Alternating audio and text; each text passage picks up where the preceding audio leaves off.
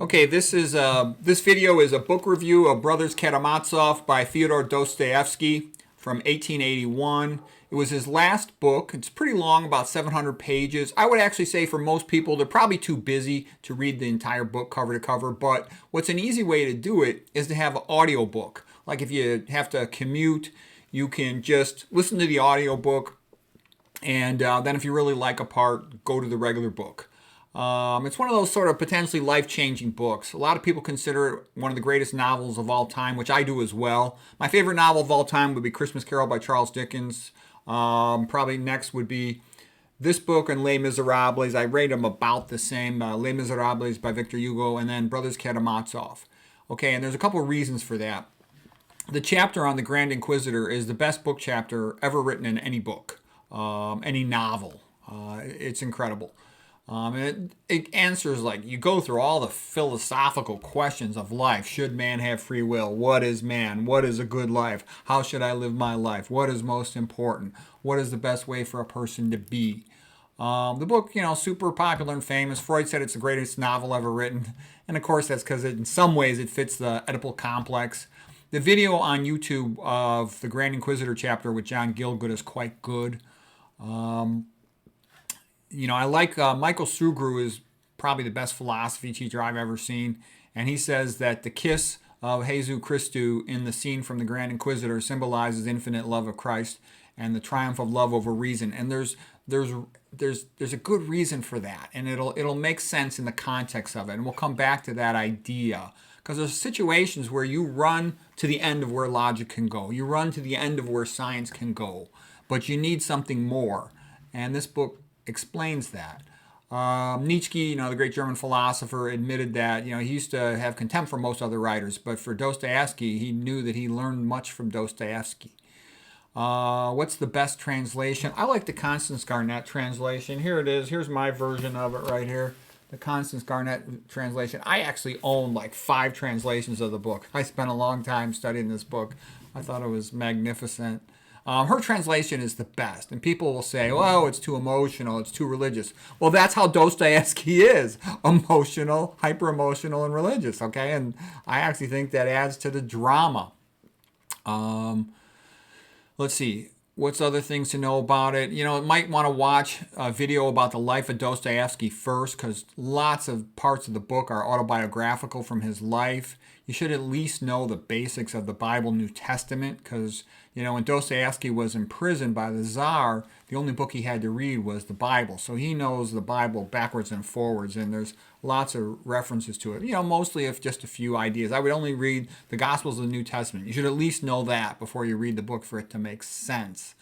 One thing this brings to mind is, there's a quote by Ayn Rand. She said, "Art is a concretization of metaphysics." Okay, and what that means is, if you just talk about philosophical concepts, you could talk about the 10 Commandments, for instance, but it means a lot more if you see a character in a book or a movie who lives out the consequences of those things. And that's sort of the way Brothers Karamazov is. There's the father, who's named Fyodor after the author, and he has the 4 sons, and each son is a strong personality type for going through life. And at the end, one of the biggest lessons I learned from reading this book is the best way to be is like the son Alyosha. At first, he seems like the most boring of the sons, but when you get to know him more, there's a wisdom in everything that he does, and that's sort of a big question in this book. What is the best way to live? And in a sense, it's like Alyosha. He's sort of the hope of Russia. Dostoevsky had his own son who died at a young age, who was named Alyosha. And in a sense, Alyosha in the book carries on for, becoming the kind of man that he hoped his son would become. He's the nicest of the sons. He's the most thoughtful, kind, likable, and resilient. He listens to other people and tries to understand them and give their point of view a chance before he, Ivan was sort of the brilliant, handsome son, sort of like more of an idealized Western man, but he was cold-hearted, atheistic, and this led him to being cruel and not being willing to give other people's point of view a chance. Also, the ideas and the behavior of Alyosha, they're almost like a marathon strategy for life. You can get away with things in the short run, lying and taking advantage of people, but in the long run, that doesn't work well. And Alyosha's path starts out a little slow in the book, but one sees over time all the good things that come out of it. One point I'll talk about, there's a scene in the book where one of the brothers named Dmitri. So Dmitri is also called Mitya. I got him in here somewhere. I put blue ink for him. I tried to color code the inks a little bit to make it easier to find some of the references to the characters. In one of the movie versions of Brothers Karamazov, Dmitri was played by Yul Brynner. He's a real hothead. He's like the father, emotional, hedonistic, he gets drunk, he's violent.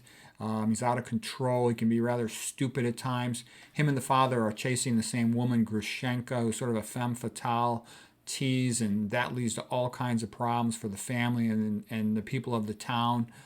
But one point that comes into play was Dmitri got in a fight in a bar with Captain Snegarov. I forget how to pronounce his name. And Dmitri beat the guy up, okay? And the guy had a son in school named Ilusha. And so one day Alyosha is walking down a path in the town, and the boy Ilusha starts throwing rocks at Alyosha. And you're like, why is this kid throwing rocks at Alyosha? Alyosha doesn't even know this kid. And then the kid runs up and he bites Alyosha. And sort of what a bizarre thing to do. Why did this happen?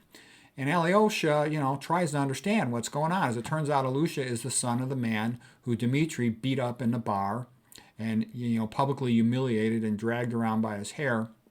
So the boy is taking out his revenge on the son of, or the brother of Dmitri. The relevance being is that's a difficult situation to reconcile. We all have situations in our own life that are kind of messed up and hard to fix. And Alyosha listens to the kid, tries to understand him, and eventually goes over to his house and with the other schoolboys who were cruel to him, tries to understand him.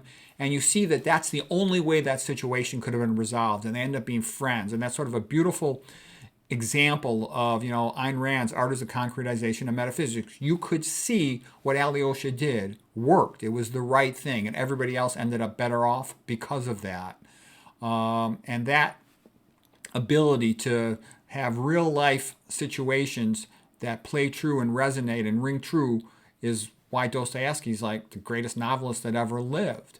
The book goes through a lot of the tough questions of life. Why does a good God allow evil? Theoretically, most common answer to that one is because it permits a greater good of free will.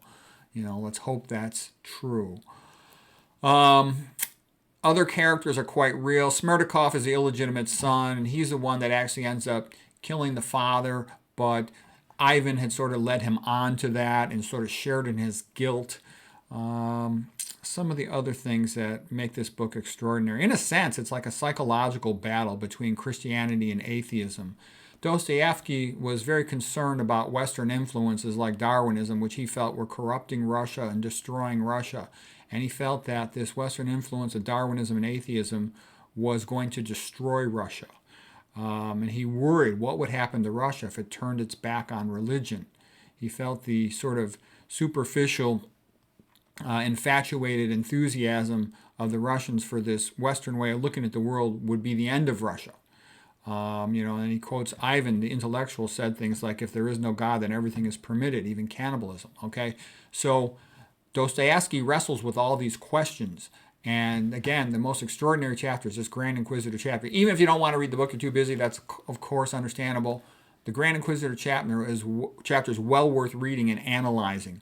There's tons of videos on the internet analyzing the Grand Inquisitor, the entire book.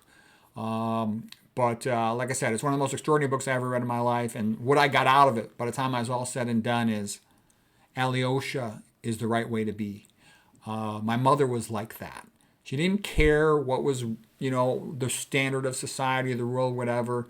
It is what is the right thing to do with regard to the people involved in a situation, whatever that meant. And that made things come out well, best for everybody in the end. And that's kind of what the book guides you through. It guides you through the intellectual confusions, the philosophies and stuff. And in the end, we got a difficult situation here. What do we do? Alyosha had wanted to be a monk initially. He was trained by Father Zosima, the saintly elder monk, who taught him much, but then said, you have to go back out in the world. You can't learn these things, reading books or living in a monastery. And so Alyosha, in a sense, too, reminds me of Plato's cage. He's like the light that had stepped out of the cave to deal with reality and came back in to help other people. So it's rather extraordinary. And anyways, that's Brothers Karamazov.